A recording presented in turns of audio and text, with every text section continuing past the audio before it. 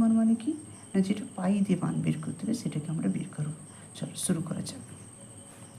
প্রথমে আমরা একটা ত্রিভুজ এঁকে নিয়েছি, এ বি সি একটা ত্রিভুজ এঁকে নিয়েছি, এ বি সি একটা ত্রিভুজ এঁকে নিয়েছি।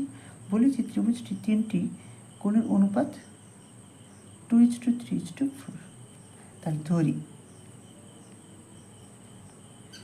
ত্রিভুজটির অর্থাৎ এ কোণ সমান, এ কোণটা এটা ধরে নিলাম কত না 2x ধরে নিলাম। তাহলে বি কোণ কত হবে, তাহলে বি কোণ হবে 3x এবং সি কোণ অর্থাৎ কত ধরবো, সি কোণ সমান এখানে রয়েছে 4, তাহলে লিখলাম 4x।